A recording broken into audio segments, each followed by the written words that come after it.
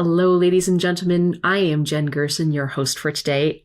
On the line today, we have one of my favorite guests, Patricia Treble. She is a longtime Royals watcher, has been watching the Crown and the monarchy from Canada for the last 20 plus years. She writes her own Substack called writeroyally.com, so go check that out if you're interested in what we have to talk about. We have lots to get into here. We talk about geopolitics. We talk about the impact of the King's visit. We talk about what was in the throne speech and how people responded to it. And then after the break, we get into the fun stuff, the royal tea. We talk about William and Kate. We talk about royal engagements. We talk about court dramas. We talk about security dramas. We talk about culture. And of course, we talk about Harry and Meghan because we cannot help ourselves. Hope you enjoy this episode. And if you have a chance, do check us out, www.readtheline.ca.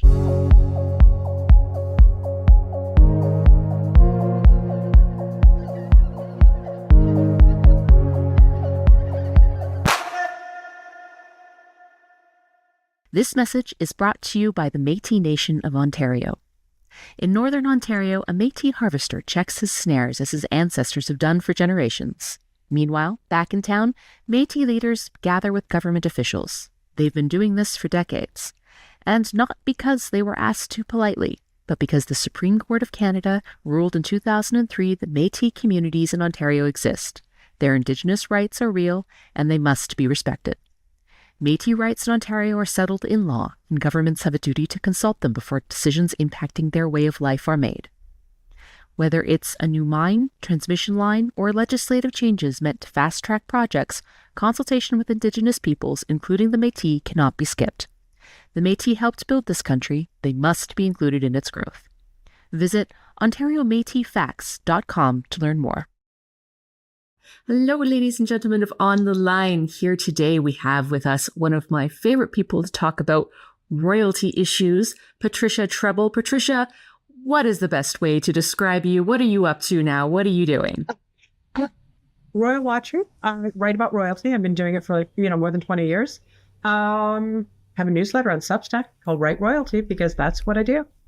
Fantastic, fantastic. Well, you were with us in one of our first episodes, our first sort of experimental episodes of On the Line, I think like a year ago, to talk about the latest royal news. That was when, of course, a lot of health diagnoses had come through from the royal family, as well as we were getting the latest Harry and Meghan drama. So I'm sure, are going to dig into all of the petty tabloid stuff because we cannot help ourselves. Royalty is what we are here for. But it is important to have you here to talk about the visit of King Charles III to deliver the throne speech. By the time this podcast is published, it will have been last week. We had in Matt Gurney's On the Line last week, we had an expert in to talk sort of before the throne speech happened about how people were responding to it and what the impact of it might be. Now the throne speech has happened, and I wanted to talk to you after the throne speech happened. Yeah. So my first question for you, as someone who specifically watches royalty, how big a deal was it that King Charles III came to Canada to deliver this throne speech? Can you put this in kind of a historical, cultural perspective for us? I'm going to be honest, I've never seen a tour like this. I've never seen a visit like this. And I've been watching them I've been on them for a very, very long time. This was basically put together within about 6 weeks. I started hearing murmurings that the King might open Parliament when Prime Minister Carney went over to, remember, he'd just been appointed leader. The Liberal Party just became Prime Minister, went over to France and went over to Britain, met the King. And at that point, I started hearing murmurings out of Ottawa. And I thought, oh, that is actually kind of brilliant, given, existential threat, 51st state, Trump. Because it really kind of solidifies that Canada is very different from the United States. And also, I'm going to be honest, if you asked most Americans who the head of state of Canada is, they wouldn't have any clue that it was the King. Right. And the King likes King Charles, which helps. That was an interesting Freudian slip. You mean President Trump likes King Charles? Well, Oops. He seems to think Oopsie-daisy. he's the King. Yes, President Trump likes King Charles. He's expressed his admiration for him numerous times. And so what had actually happened, I mean, think about it, it's 6 weeks. Normally these things are done months, years in advance. Normally, like every little detail. And that's what made it so interesting. And that's what made it so unique. That's why it is so short. It was over in literally 24 hours. They came, our CAF jet, of course, we pick him up. He is coming home to Canada. So all those steps, everything was done to reinforce the King of Canada opening the Canadian Parliament, defending Canadian sovereignty. I think it was such a big deal also because the King's schedule is set, as I said, months, years in advance. There was talk of a royal tour last year. He got cancer. That got canceled. There was thoughts that maybe this year, but of course, Ontario, the feds were in an election cycle. We never knew when those elections were going to happen. Both the feds and Ontario jumped early, but you've lost this year basically for their window. So the fact that they were able to shoehorn it in at the end of May, this is one of the busiest times in the royal calendar for them. They are gearing up for, Trooping the Colour in Britain. The big set pieces are happening. So that they cram this in says everything. It says that he wanted to come. And let's face it, I think it was a good thing to have him here because the whole world was watching and the whole world got the message, right? The King of Canada coming to express his solidarity with Canadian sovereignty. So I found this to be just a really fascinating geopolitical move and potentially a really brilliant one. Because one thing that I had noticed in recent months, and I'd made mark on this a couple of times in our podcast, is as we have our longest ally, closest friend, now selecting a head of state who is actively threatening our sovereignty and bullying us, essentially threatening economic force, disrespecting our leaders, calling them governors, that kind of thing. The rest of the Western world, all of our allies have been totally silent on this. Yeah. Nobody said boo. This is obviously totally inappropriate, completely horrific behavior to treat allies this way. And of course, the Americans are treating Greenland in much the same fashion. I think initially it would have been fine for them to say nothing if they were just assuming that he was trolling. Great. But it's been clear for some months now that this has gone beyond schoolyard bullying. There's some kind of strategic intent that is being displayed here.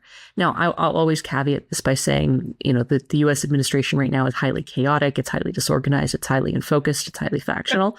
Like, whether or not that strategic intent can practically be carried out, I think is very much in debate. And, Canada's greatest defense here might simply be the American incompetence.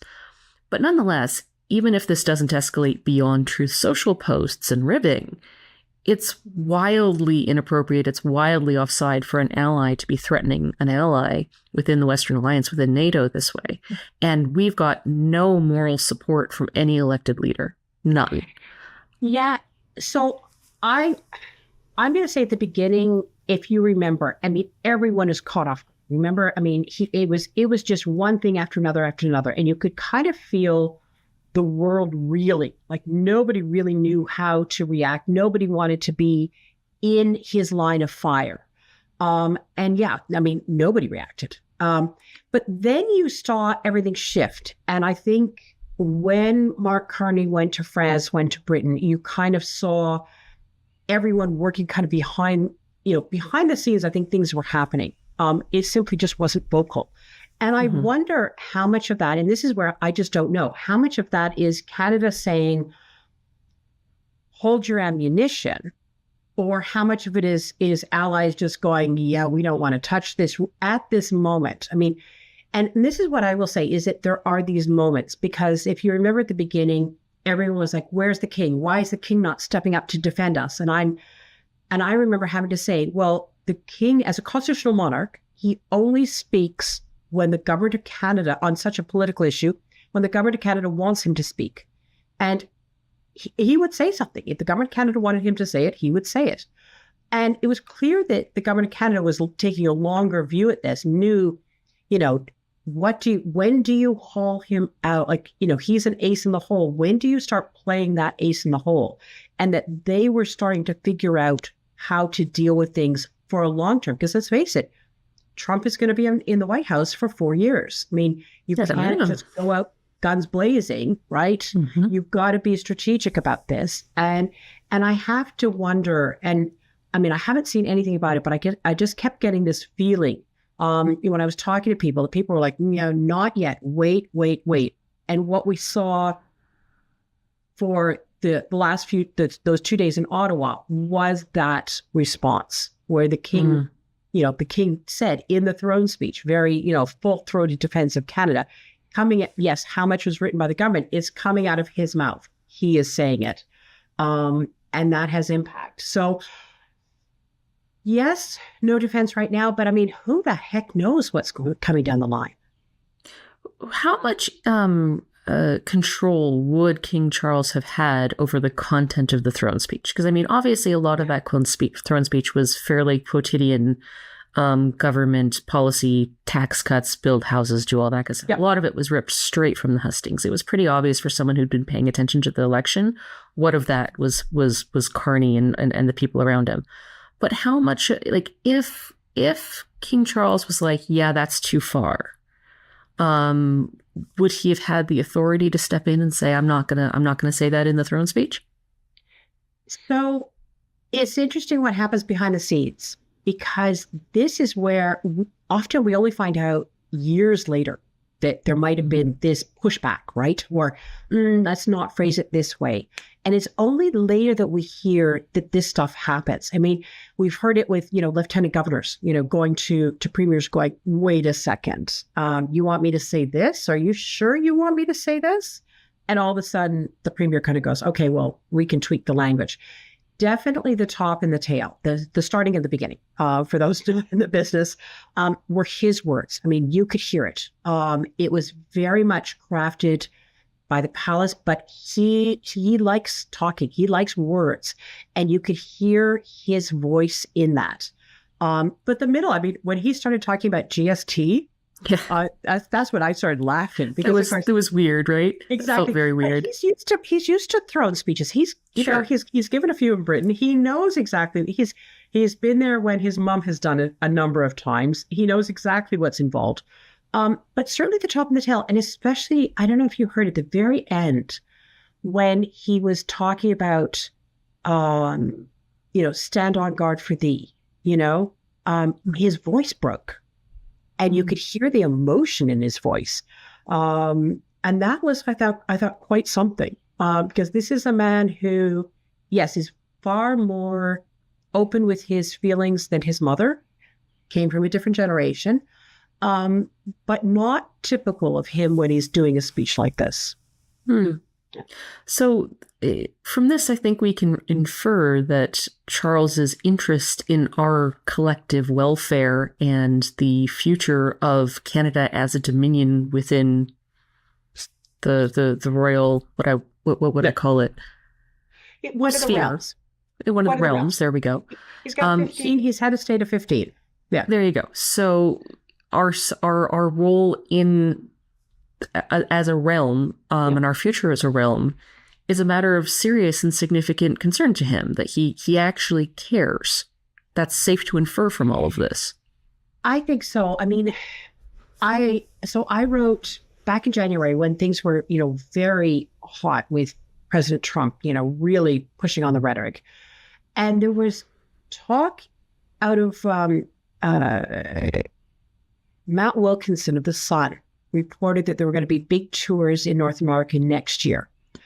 And what was interesting was that even then they were saying the Canadian tour had to come first. Couldn't go to the States. It's the 250th anniversary of the independence. So the assumption is the king will be there for part of it.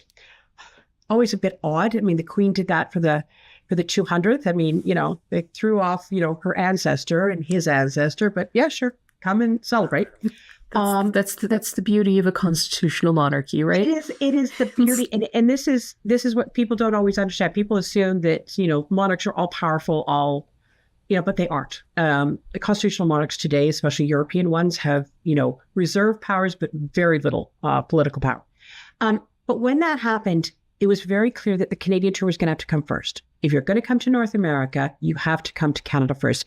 This happened in 1957. So when the Queen came to open Parliament, They had kind of been setting it up. They were already setting up a bigger tour, which happened in 59.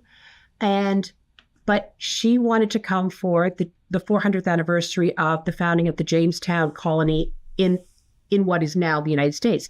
She could not go to the States until she came to Canada. So they had the opening of Parliament, and then she went, and this is fascinating, she went as Queen of Canada to the United States. Prime Minister Diefenbaker went with her just to kind of emphasize her role.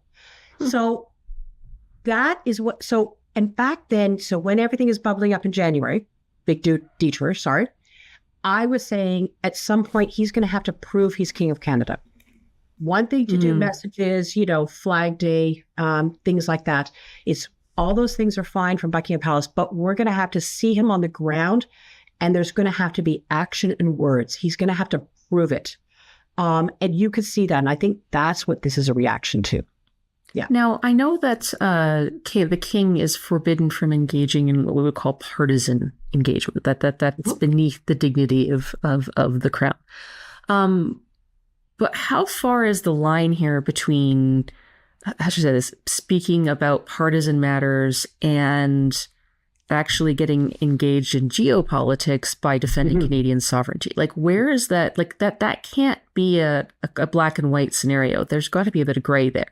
No, it is a fine line. So if he's doing anything that might cross the line into politics, you have to clear it. I mean, you can talk about gardening and you don't have to worry about the government reacting.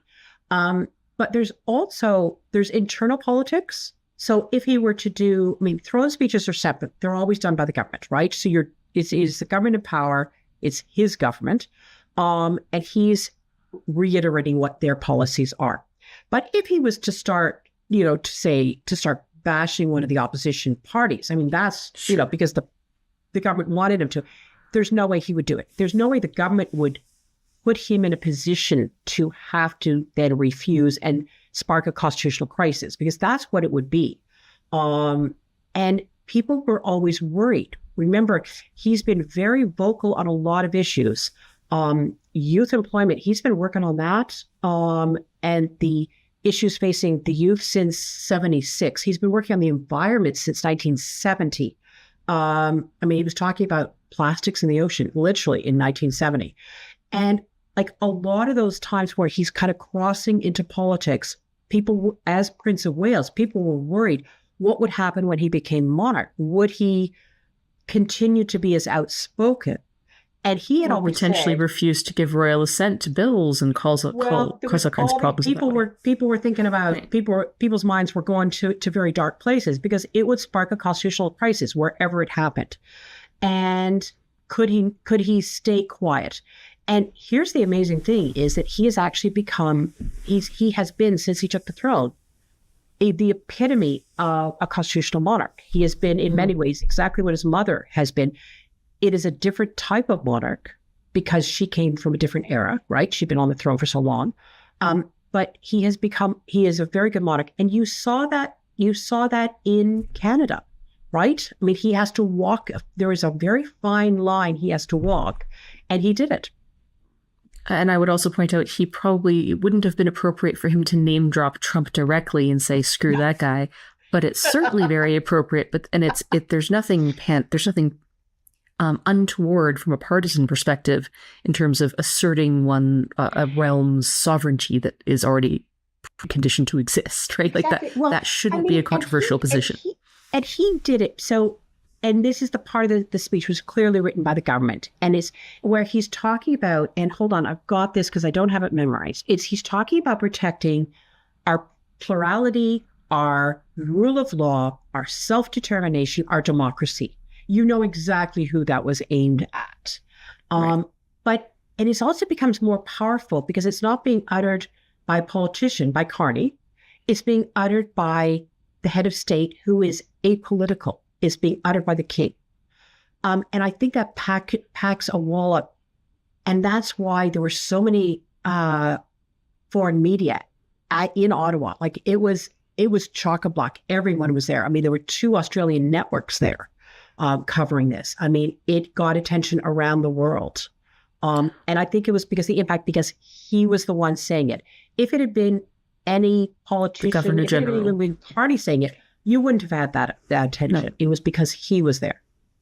So, I mean, obviously, the Governor General could have given exactly the same speech word for word, and nobody would have even noticed. Probably wouldn't even have made the top domestic news.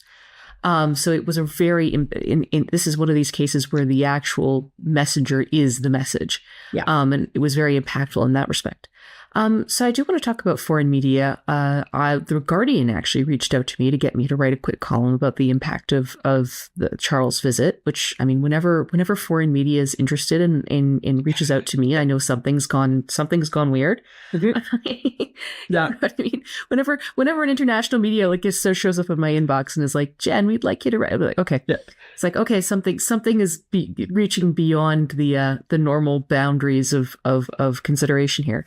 So I thought that was very interesting. But one of the things that Matt and Philippe were talking about last week was just the British discomfort with the fact that Charles was doing this and the internal conflict that was almost certainly on display between the elected British officials' Foreign Office and its attempts to sort of deal with Trump via flattery, and then using this hugely important ceremonial figure to basically take a shot across the bow with the Americans, and the degree to which whether or not the king might be subject to conflicting loyalties between Canada and the UK, Canada and the UK. I can't recall any situation where that has ever been a problem. So I think that's almost historic in and of itself. Yeah, I found it quite funny because basically the shoe was on the other foot. All of a sudden, we're so used to our king not being here and often talking as the king of the United Kingdom. And it was completely on the other foot. And then they were like, oh, right, he's talking as king of Canada. They had to keep correcting themselves for a long time. I mean, they got it right on the tour. But they had to realize, oh, right, he's talking very specifically as the king of Canada. He is in no way talking as the British king, as the Australian king. And they were having to explain. I was, reading what they were writing. I was listening to their podcast, and they were having to explain to obviously a bemused audience that the Canadian crowd is completely different from the British crowd. It's completely separate. I mean, we've evolved dramatically. I mean, 1931 is when the split happened, and we're set up completely differently. We have a governor general, lieutenant governors, territorial commissioners. I mean, just the way we are. We're a federal system. And they were saying, they were having to just reiterate that again and again and again, which is, I got to say, I found that delicious. And at the same time, though, I can understand their concern because look, everyone, it's like the, what is it? The eye of Sauron and, Lord of the Rings, like, where is it going to fly? And then it's fixed on you. And nobody wants to be in that position. But I was never that worried about it. I mean, you knew what was going to be talked. You knew it was going to be a defense of Canada. I mean, why the heck have him come all the way over and do a throne speech if you're not going to talk about the defense of Canada? I mean, what is the purpose then? Well, why would he be here if why not would the government even do that? Why would they expend all that political capital, to get him here, to not have him say what he said? I mean, I kind of went, of course he's doing it. I thought it was more forceful and more personal than I imagined it was. But as you said, anyone who's listened to, the political the election campaign knew what was, what a lot was going to be in there. And you knew those tiny little moments that they knew were going to be clipped around the world. Trudeau strong and free.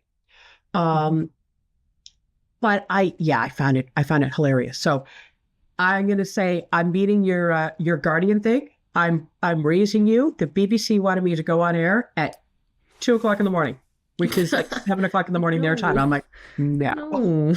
I'm too old for that. I need my sleep. Pre-tape, but no. Yes, but it is also very funny. It's like when the Canadians get called on to speak on international media, like something's gone weird because most of the time they just ignore the likes of us. We are not that interesting. I have not had that much interest since Harry and Meghan left the royal family and they were then living in Canada. And then I had the whole world's press beating a path to my door. And it felt like that for those 2 days. Well, yeah. We, I think, are going to dig into Harry and Meghan because you're here, and I think neither of us can help it.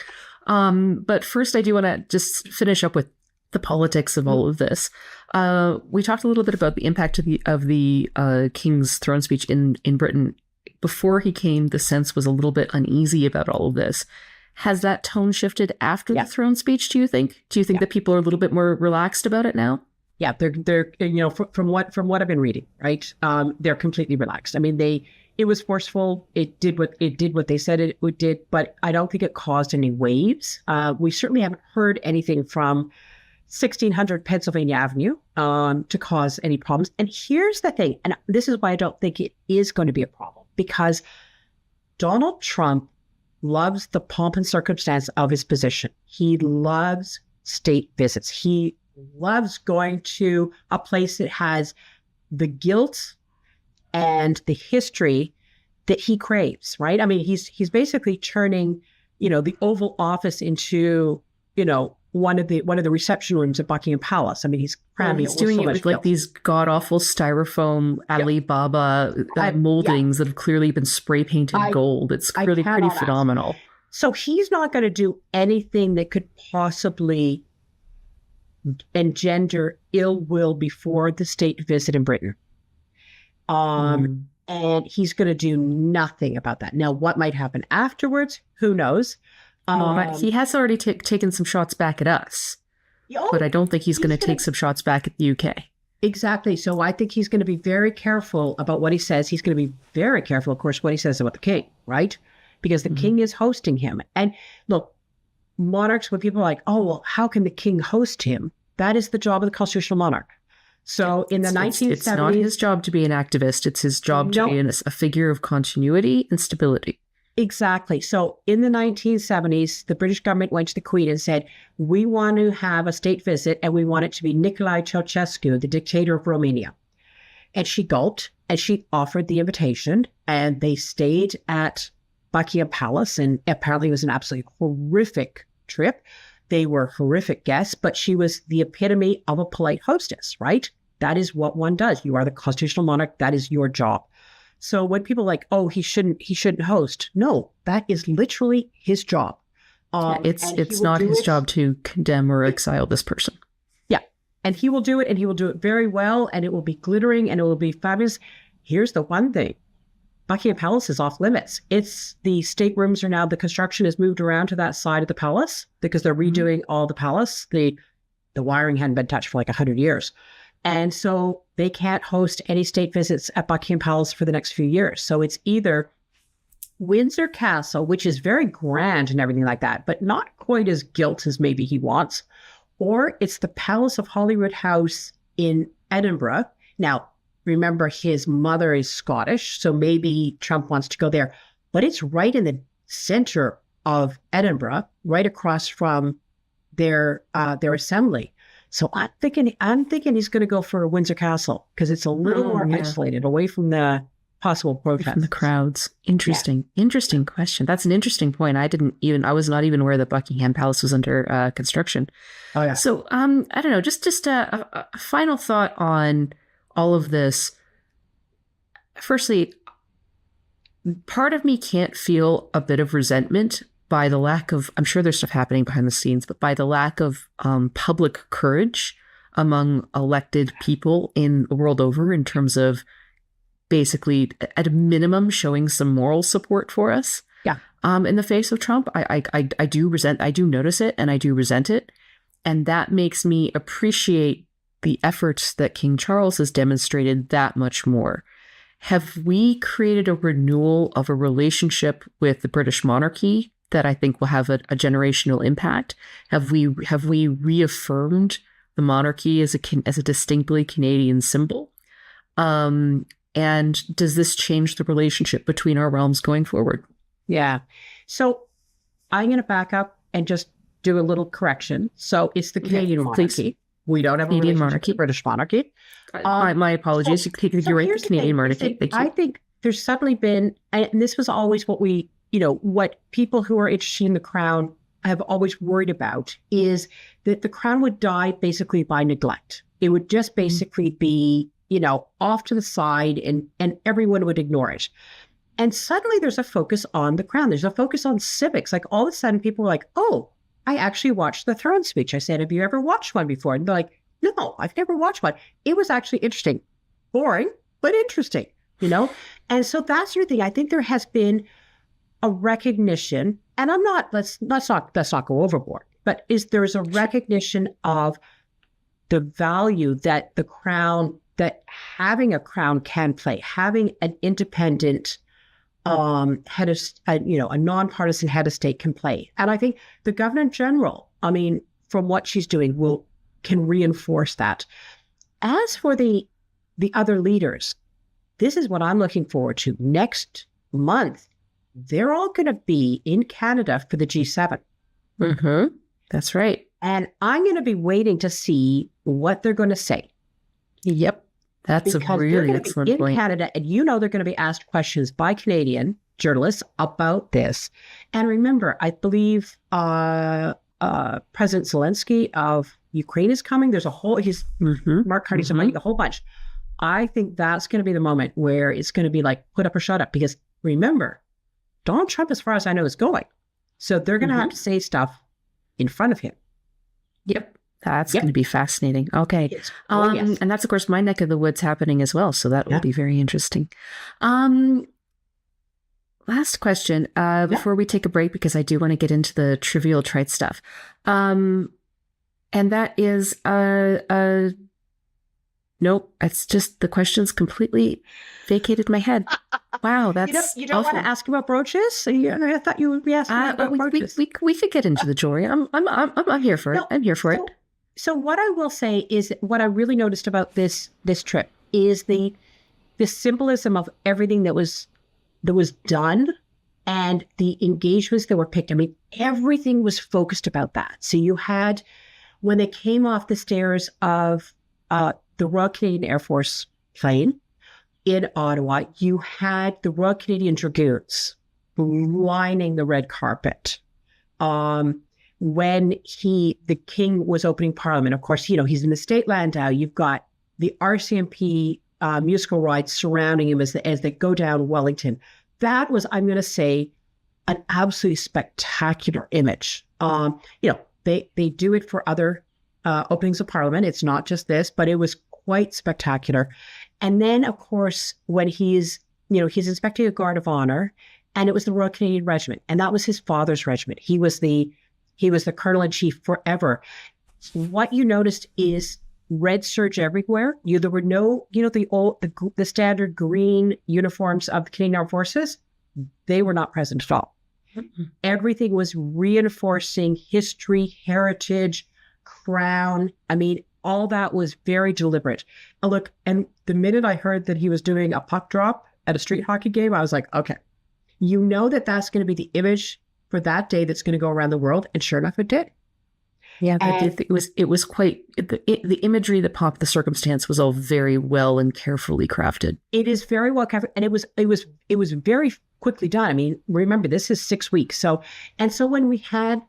Which is going back to brooches. So when Queen Camilla came off the jet, she was wearing her maple leaf brooch. So this is diamond and platinum, and it was originally given in 1939 ahead of the first trip by a monarch to Canada. George VI gave it to his wife, Queen Elizabeth, later the Queen Mother, and it's been worn by 4 generations of royal women when doing Canadian events. And that just said it all. And even when she changed her outfit to do, go into be sworn into the Privy Council, she repinned it to her dress, and that sent a signal. Mm-hmm. One last final question: do we have a sense of how close Mark Carney is with the royal family? Like we know that, of course, they had met in previous situations. He was Bank of England governor, so they would have had the opportunity to cross paths. But is there an actual closeness to that relationship, or is it just a professional relationship? Professional relationship, but I think it's closer than most, because I was going back through, official engagements, all the official engagements of the royal family are published. It's in what's called a court circular. So I was going back. His name pops up all the time, especially when he was, of course, governor of the Bank of England. So he would have been at receptions, at dinners, at state banquets, at, all those sorts of things. So there is an interaction. He is definitely at ease with the king. I mean, they know each other, but it is a professional relationship. I mean, they are not friends. This is, the king knows a lot of people, which you saw in the Senate as they were waiting for Black Rod to come back. Remember, he was chatting with everyone. I mean, he and Margaret Trudeau hugged each other because, of course, they've known each other forever. But no, I think it's more professional, but it's obviously a very comfortable relationship. Interesting. And I mean, to me, one of the really most potent things that Mark Carney did prior to the calling of the election was to do a very quick European tour where he was seen among European leaders, just demonstrating that he has a connection with the people whom we are going to need to lean on as allies in the next few years. So that was a really interesting point. I think I'm going to put a pause in the recording there. I'm going to remind our listeners to check us out at www.readtheline.ca. Do like and subscribe if you're watching or listening on YouTube. It does help our algorithm. And when we come back, Patricia and I are going to talk trash. So that's always lots of fun if you're into it. So check us out, and we'll see you after the break.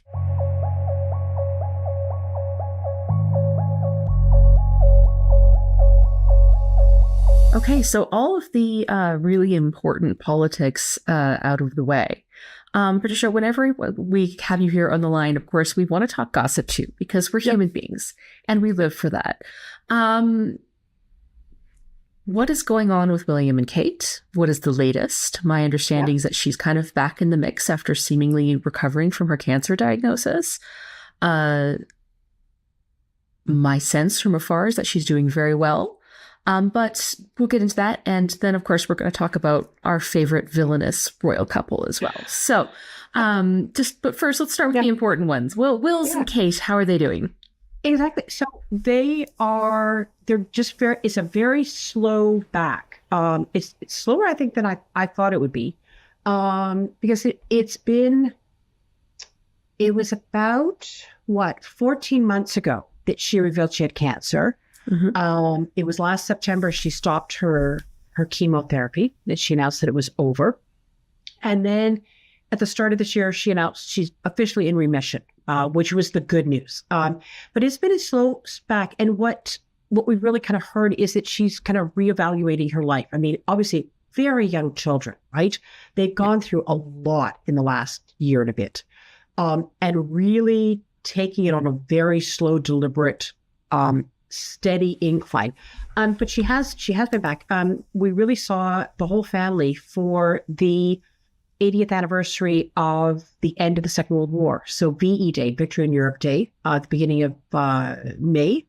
And that was wonderful because we saw them, on successive days, and then the whole family out on the balcony. And I think she looks great. I noticed that she's looking stronger. And that was what, she was back, but I was kind of like, she looks okay. But of course, is anyone who has any friend or family who's dealt with chemo knows it can take an incredible amount to get back your strength after the chemo ends. It's not just, it ends and then suddenly you're plunged back into everything.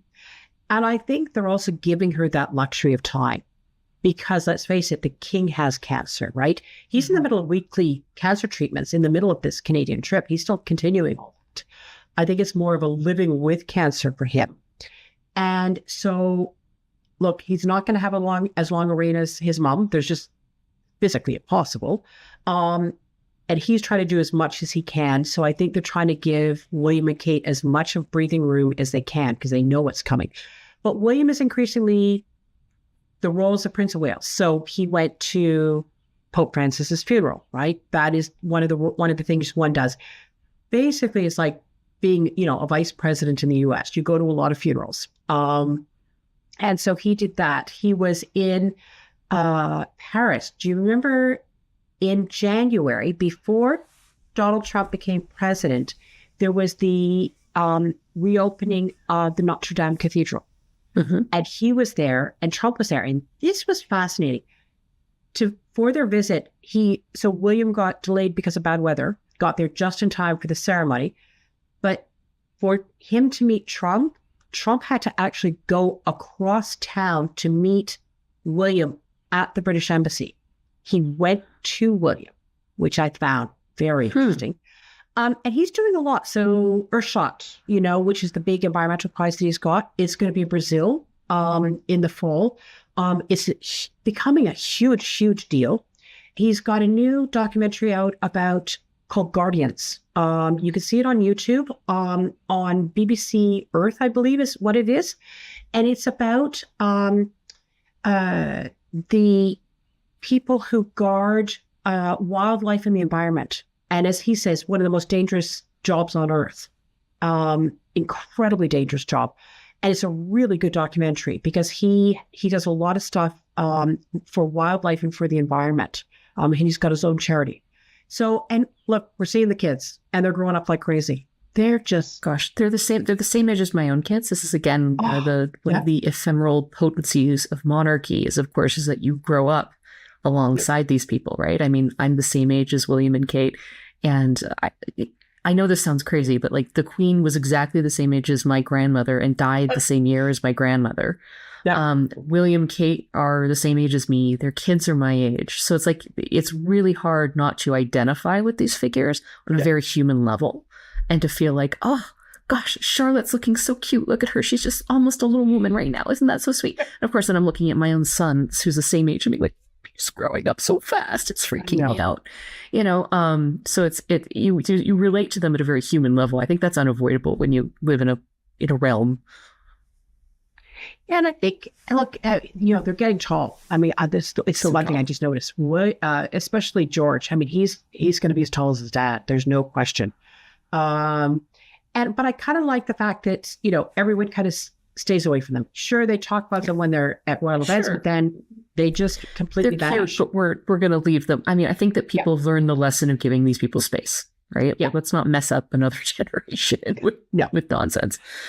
So that's great. But I do think George is everybody's sort of favorite because he's such a cad. Like, he's such a character whenever he's in public. He's pretty cute. Oh, I think you're talking about Louis.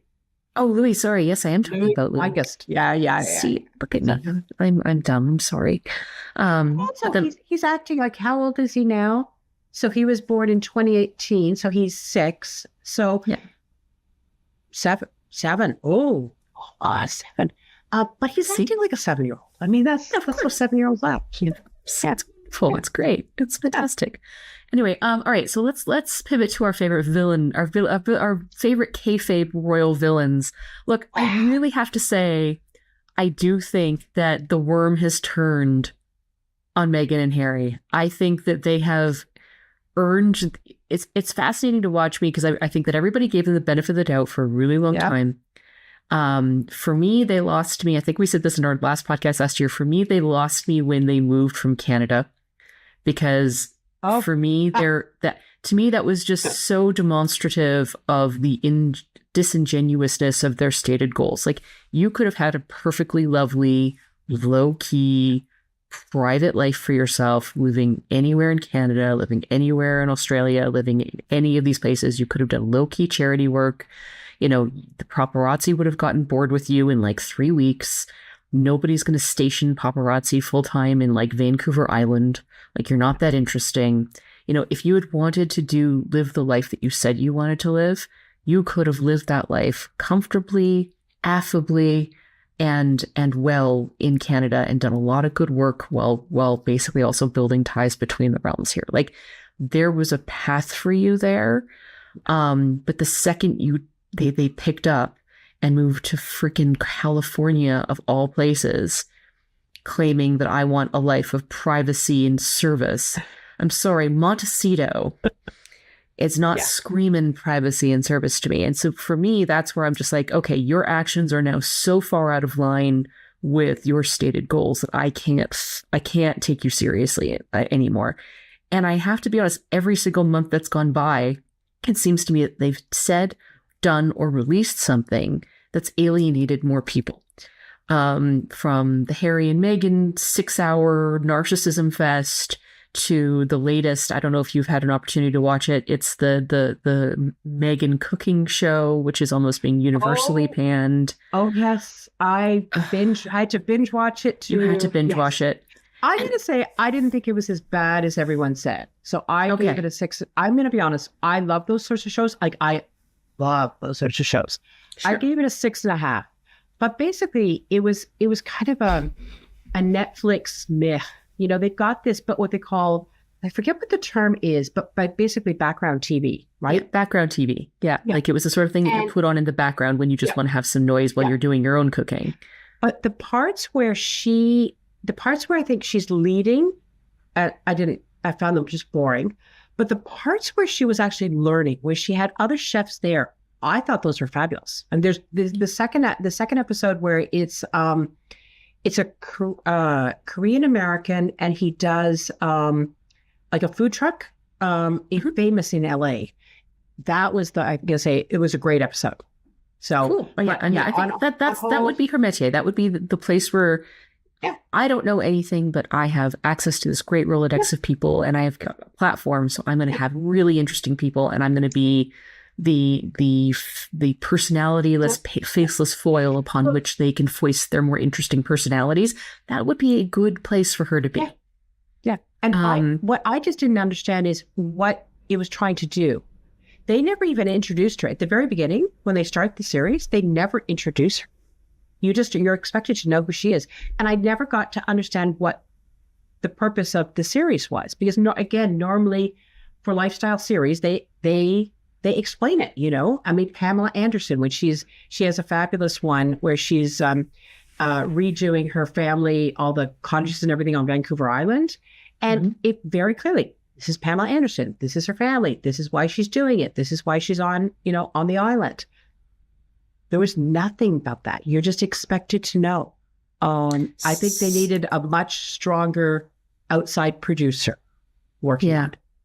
The other interesting thing that I think I've been watching is the degree to which the longer that Megan stays ingratiated into American society and American culture, the more she becomes a fixation of American society and American culture. What I mean by that is that now you can't go on YouTube without seeing now pretty far-right figures from Megyn Kelly to Candace Owens to Matt Walsh to all these people just trashing her because of everything that she represents values-wise, right? And she's become almost like a figure within the culture wars, which is exactly what a royal should never be. Never do. No. That's the one thing you're never supposed to be. Yeah.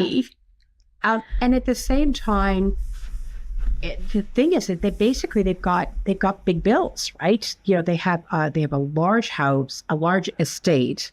They have a mortgage on it. They have a lot of staff, and apparently they're even staffing up even more now. Well, they churned through some staff. They've got a lot of security. They've got a lot of expenses. So they have to be out and about, and they've got to be doing basically hustling. And I don't think that comes naturally to Harry. I think it does more for Meghan. She grew up in Hollywood. And look, I've got a good friend who lives down there. And we've talked a long time. The hustle is simply just a part of the business. I mean, you have to do that. Even big stars have to constantly be hustling. You have to, what is your side gig? What is your next project? That is simply just the way Hollywood is structured. And I think she's trying. I don't know how successful it is. Apparently the ratings are not great with Love Meghan, but there's talk that Netflix is going to renew, but on a much more limited basis, and only her, not Harry. Right. The show Polo just vanished. It was not good. So speaking of Harry, we know that he recently, I believe, lost a court case to try and win security for his family that was at the taxpayer expense. Can you just give us like an overview of what that court case was about? So this all traces back. I'm going to give you a very quick summary. So in January 2020, when they announced that they were stepping back, they made two absolutely fateful assumptions. When they had made that announcement, they assumed that the Queen would agree to their kind of half in, half out royal choice, which was that they would do some royal engagements, but also have some commercial ventures, half in, half out, not fully royal, not fully commercial. They assumed she was going to buy into that. And then the other assumption that they made was that they would continue to have the top level 24/7 police protection that they had. And everywhere they went in the world, they would have police protection, British police. And then like when they were in Canada, you had the RCMP also governing them. So you had protecting them. You had rings of security. And they assumed that that would simply continue forever. And those two assumptions proved to be unbelievably wrong. So the Queen basically said, no, you're either in or you're out. You can't be half in, half out does not work. Never has worked. So they had to choose to leave. And at the same time, the minute they chose to leave, they were no longer working for the Crown. So and they're no longer in Britain. So that police protection, which was British police being paid for by British taxpayers, ceased. They were no longer what is called internationally protected people, which means that wherever they went in the world, so Canada would help with the protection. That ceased. And that came as a complete shock to them. They never even considered that. But of course, you can't have British police down in LA. I mean, could you imagine just sending British police back and forth? And what would happen if there was an incident? And there aren't. I mean, they're private citizens. They became private members of the royal family. So they had to. If they wanted to have private or security, they would have to pay for it through private firms and private means, which of course there are many such firms too. So, and I believe King Charles actually originally gave them some money for that. Exactly, because he knew that this was going to be a huge expense. And at the same time, the British government, and because, this has all come out of court filings, the British government and the royal family is like, there are real dangers facing them, and we want to make sure that they're protected. But of course, it is a government decision as to what the level of security is. And what the government decided, because it's so, they don't encounter this ever, that you're going to have a prince very close to the throne who's not living in the United Kingdom, that when they would create what they called a bespoke system. So he wouldn't automatically get the top of the line, 24/7 full schmozzle police protection when he came back to Britain, because this police protection now only focuses on Britain, right? Because they can't deal with the rest of the world. Yeah, of course. And an international security firm. Exactly. So, and what happened was that they said, we're going to create a bespoke system. So basically, they have to say, basically a month in advance, 28 or 30 days in advance, they have to say, we're coming back to Britain. This is what we're going to do. And then the government, there's a whole committee basically who look at high profile security, and they decide what level of security they're going to get. And obviously, if they're doing royal functions, they're within the royal protection envelope, right? They're never going to allow anything to happen. Harry sued because he wanted that top of the line protection automatically done. He even said, I'll pay for it. And somebody said, private individuals cannot pay for police protection. That doesn't work. Because then Elon Musk would ask for the same, right? Right. And he sued. And so you have the king's son suing the king's government in the king's courts, which of course then made it almost untenable for the king to talk to his son, because his son would raise the security issue. And that would promote a legal and constitutional crisis, right? Oh, the king said I could do this. That I should have this. No. He went through successive, so this was 2021, I think he launched the lawsuit.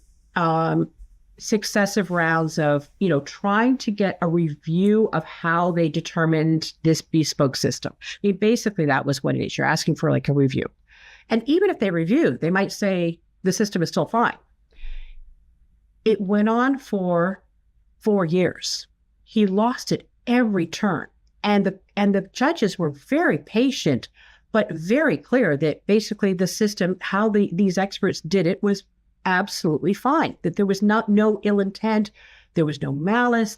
Everything they did was basically they were doing it for the good of everything. They were following all the rules, and that's fine. He kept appealing, and that the security assessment and team that they had assigned to Harry whenever he wanted to visit was appropriate to the threats. Exactly. So basically, they're saying that the process by which they determine what the level of security is appropriate. Basically, they said the way they determined it was appropriate. he kept appealing. Now, remember, in like Britain as in here, if you lose, these are civil cases, you have to pay both sides. And the costs kept going up and up and up. It went to the appeals court, and the master of the rolls, who's one of the appeals judge, one of the top judges in all of Britain, issued the ruling. And he kind of went through and he said, I get your sense of grievance. I get that you are unhappy with this, but that does not form the basis of a legal challenge. And basically said, there's nothing here. And they went, and again, very carefully walked it through. And he just completely exploded. I mean, he did a BBC interview, it went on for 30 minutes, and it was just an unbelievable rant. He called the ruling what did he call it? An establishment stitch up. And I'm thinking, whoa, the judges are going to take kind out to get you, Harry. Well, and then accused his father could step in and do something. Like he thinks his father can step in and get the government to pay for all this. No, as a constitutional monarch, that is not his father's role. Harry doesn't even understand the basic civics of the problems he's addressing here. The very basic limitations of his role. And he was making all sorts, and he's done this before, making all sorts of allegations, about, people would be happy if what happened. I'm paraphrasing, but people would be happy if what happened to my mother in Paris, dying in a tunnel, would happen to us. So they're engaging in high-level emotional manipulation. Yeah. And he's backed himself in a corner because he probably wants to come back to Britain, wants to bring the kids to see their grandfather. But now he's backed himself in a corner where unless he gets that high-level security, which clearly isn't always warranted, he hasn't been a working member of the royal family for now more than 5 years. What a mess. What an absolute mess. Okay, so there's two things that I think are really interesting here. And one thing that you consistently, I've actually run this into this particular issue, even here in Alberta, but people who are extremely high in narcissism or egotism tend to regard having security, high levels of security, as bolstering their sense of importance and self-image. So it's not that uncommon for people. Now, I'm not saying that Harry and Meghan don't face security risks. All famous people face some degree of security risk. So I'm not saying that all of that's invented, but I would also point out that these people are highly narcissistic. And for them to have an elevated security presence would absolutely bolster their egos. And so to be told that, look, we've actually impartially reviewed this, and you do need some security, but it's nowhere near the entourage that you seem to think your status affords you, would be hugely damaging to their sense of self. Yeah. And yes, because basically they're saying, we're going to evaluate it on a case-by-case basis, right? And we're going to determine. And if there is a huge threat, then you get security. Sure. There's no question about that. Yes. And we saw it, and I'm wondering about that. I hadn't heard about that. So that makes me interested because they were in New York recently twice. Meghan was there once and then she went with Harry. And in both cases, they had these the New York Post found out, these big 4-car convoys as they're going around New York. And as if you know New York, you can hardly move in the traffic, although it's a little better now, I guess, with the tolling. And what the New York Post was making a point of was that even when the Kardashians come, they only have 1 or 2 cars. Taylor Swift only has 2 cars. Yeah. And yet the Sussexes have 4. So I've got to wonder about that. But look, I always said, going back to, you said the moment when you thought things had turned was, March 2020, right? When they left Canada.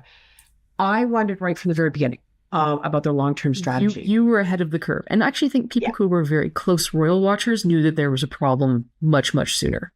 Yeah, I was never that close. And I just kept thinking this is going to be a lot harder than they think. And I had to wonder, and I kept going back to the previous example of, a famous royal in exile, which is the Duke and Duchess of Windsor, right? The former King Edward VIII, he abdicated from the woman he loved. And at the beginning, anything they did was instant news around the world. Everything they did was instant news around the world. And then slowly as the years passed, of course, new celebrities, new famous people come up, and they kept fading down the line.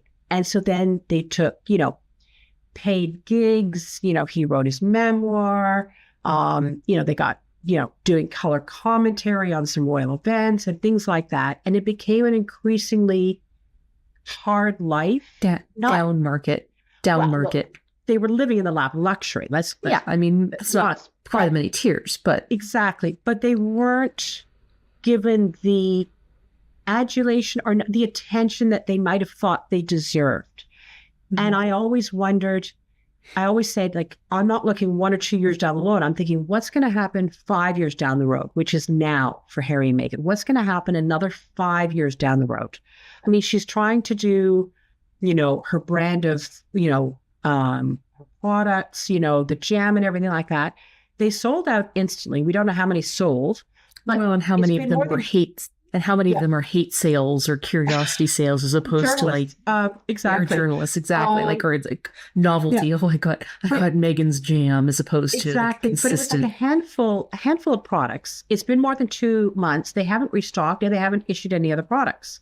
Thinking like it's just always that, like, you need to always be churning. I mean, and if you want to be an influencer, and she does now have, her Shop My page on Instagram, and she gets a percentage of sales. So she puts up like her outfits, and so if you want to buy the pants and stuff like that, for some of those things, she'll get a percentage. But you have to, it is a hamster wheel for anyone who's been who's on Instagram and scrolling. What a sort of hamster wheel it is. You've constantly got to be talking about new products. You've constantly got to be, advertising. I mean, the Kardashians are the perfect example. They're always on there. And so I think they want the royalty, but they want the money. And I don't know that they've figured out the balance. And their bank accounts are certainly going to reflect that, I think, eventually. Especially if you're spending enormous amounts of money on highly unnecessary security. And we don't know what the security threats are, in the U.S. It's a violent country. Yeah. It's a violent country that they've chosen to be in rather than in less violent countries, because it gives them access to the types of things that they want access to, which is exposure, networking with people who are famous, and potentially an ability to earn more income. So those are the trade-offs they've made. I mean, the hilarious thing is they probably wouldn't need that same degree of income if they had chosen a more modest lifestyle, but that was their call. Yeah.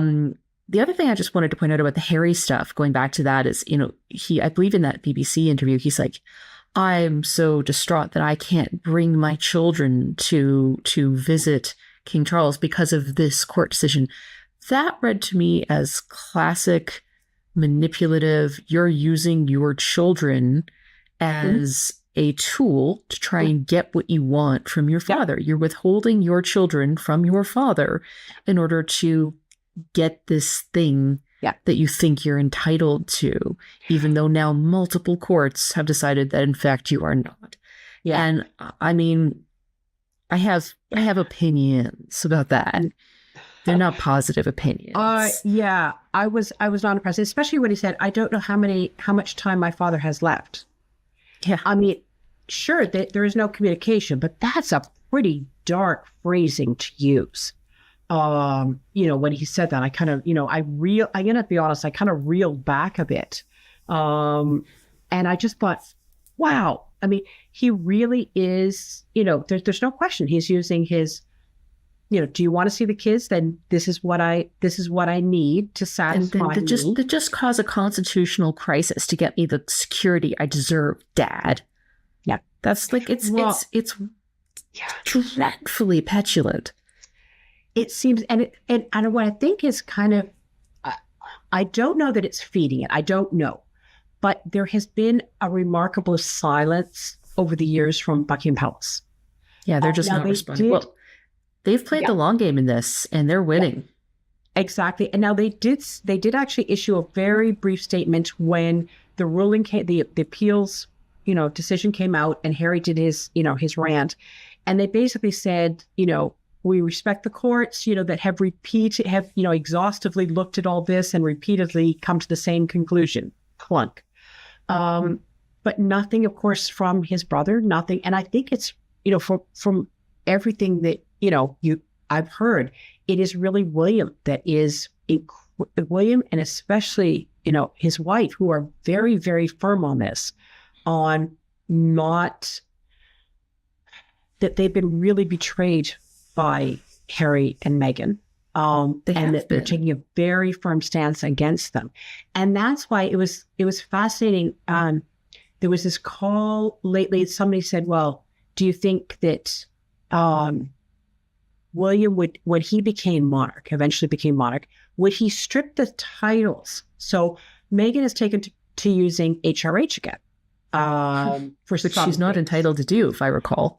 Exactly. That was part of the agreement, that technically they have it, but they won't use it. And especially for commercial purposes. She used it. She gave a gift basket to somebody, and she went on the podcast. And it was like, and it was, the HRH was in it's from HRH, the Duchess of Sussex.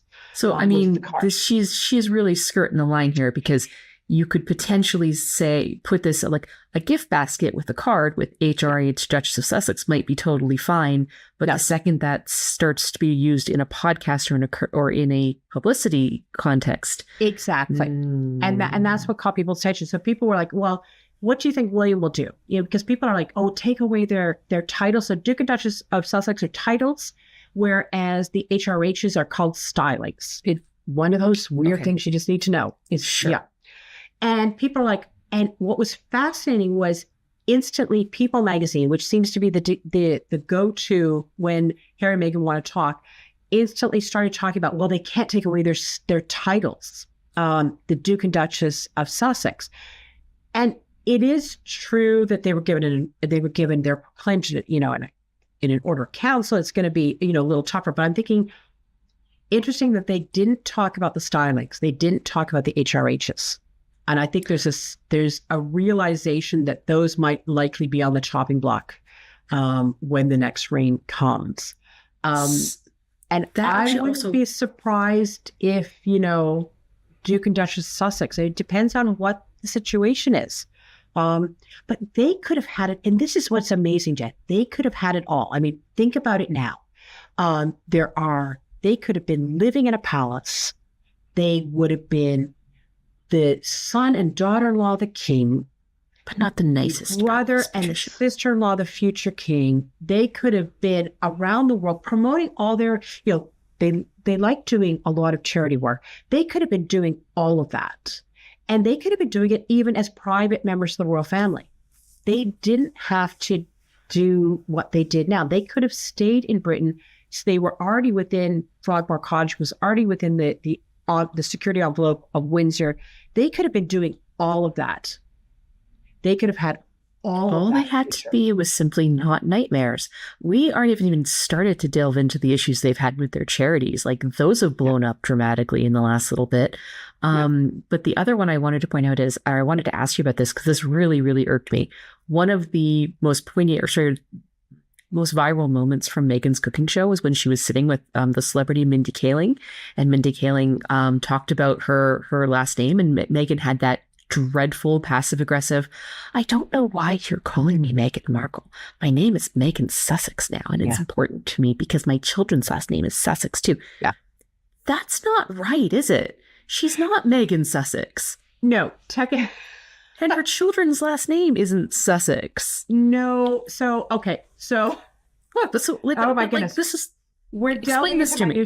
So technically, when you have a title, Duke and Duchess of Sussex, or Duke and Duchess of Norfolk, or the Prince and Princess of Wales, okay? What happens is you have a legal last name. So I'm going to give an example. The Duke and Duchess of Norfolk, the last name is Howard.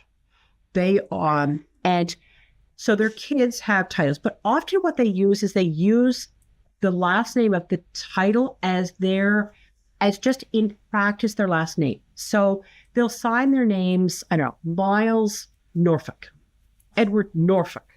It's a sort of thing. So when George, Charlotte, and Louis are at school right now, they are George Wales, Charlotte Wales, Louis Wales. Because otherwise it gets so complicated, right? You're not going to use HRH. And so Right. they do that. School So register. it's out, But isn't their last name like Mountbatten? so last name is Mountbatten Windsor. So, Mountbatten so Windsor. officially their name is that. But this is a common thing among when you have titles. So it's an informal. It's an way of- informal system. It is nowhere legal. So yes, Okay. so they could call Archie Sussex, absolutely. But his name when he's registered, I mean, his legal name is Archie Mountbatten Windsor. Right. And little bit Mountbatten Windsor. And so, And also, if the title Sussex can be taken away from you, you probably don't want to peg your flag to that as being your last name. I'm going to be honest. I would be stunned if they lose that. I really would be stunned if they lose it. But it's just, it was given by the late Queen, and I don't see it going. But at the same time, it was just the passive aggressiveness with which she said that. Which I'm okay with. I'm here for the passive aggressiveness at this point. I think it's warranted. But no, the thing that just killed me about that is going. Firstly, you're being nasty to this friend who's coming on your show in order to assert a last name that no reasonable person would have a reason would necessarily call you that just because your title's that. And they kept the clip in the show. But clearly that was purposeful. And they kept it in the show. Well, but that was clearly purposeful because she's clearly trying to rebrand herself as Megan Sussex. No one's calling you Megan Sussex. No one. No one's doing that. People still call Catherine Kate Middleton. Yeah. And I know that's not technically proper, but people do it because it's just what it is. Meghan Markle, you're always going to be Meghan Markle. You might get away with calling yourself Meghan Mountbatten Windsor if you insist, but nobody's calling you Megan Sussex. Megan Sussex. So, yeah, I mean, unless they have to explain to a very bemused American audience the whole, informal last name, tradition. I get, but then she didn't even explain the last name tradition properly. No. That's the thing that I found obnoxious about it. So poor Mindy, I felt bad for Mindy Kaling, who looked like she was just hit up the side of us oh, I'm sorry, I didn't mean to call you your last name. So she was made an example of to insist upon a last name that isn't even really technically or legally her last name. Yeah. It's the stupidest thing I've ever heard in my life. I don't know. I find it all, it's this drop. I mean, I always say, I think almost the best thing that could happen, they've got businesses, right? She's got businesses now. And so she can't just vanish and she can't just lower her profile and, do charity work. Remember last year they went to Nigeria and... Oh, God, Colombia. We didn't even have a chance to talk about that mess. Last year they went to, these quasi-royal trips. We haven't heard, it's already now, it's the end of May. Haven't heard anything about any sorts of trips. Well, maybe they took one look at her fashion sense and her backless dress at a Nigerian school and was yeah, that was not the best. So that was not great. No, even I know better than to dress in that kind of situation. Well, come on. I wonder. I just don't. It feels like it's a scattershot. They're doing a little bit here and a little bit here and a little bit there and a little bit there. And I don't get a sense of the cohesive whole. I don't get a sense of what they're really driving toward. I just don't get that. And yet here we have spent half an hour gleefully and happily talking about it. And I feel like we should have mimosas in our hand while we discuss this. But on that note, I don't want to get into the charity scandals because I feel like those are ongoing, but they're also really interesting to delve into as well. But it really does feel like it's one disaster after the next with this pair, which makes them, of course, just impossible to turn away from. And look, and whenever you think, I know how they're struggling, just look over and you even further down the pecking order is, of course, Prince Andrew, who was just Who at least have the good sense to shut up and stay silent. At least he has the good sense to disappear. Yes. which gives them more sense than Harry and Meghan. And on that note, Patricia, thank you so much for coming in and talking about royalty. You're welcome. Where's your Substack now? Where can I direct you to? Right Royalty, which is on Substack, and so there we go. It's WRIT. Yes, I write about royalty. So if you put in Patricia Treble in Substack, it pops up. Fantastic. Well, thank you so much for spending your time with us. I always enjoy talking to you. I always enjoy gossiping about the royals. And in this case, we had wonderful political reason to do it. So the two Venn diagrams of our worlds once again aligned. And worthwhile Canadian content. Worthwhile Canadian content. The True North, strong and free. And on that note, do check us out if you haven't, www.readtheline.ca, and or like and subscribe at the little like and subscribe button below. It does help our algorithmic juicing. So that is once again www.readtheline.ca. I'm Jen Gerson, and thanks so much for chatting with us. We really appreciate it.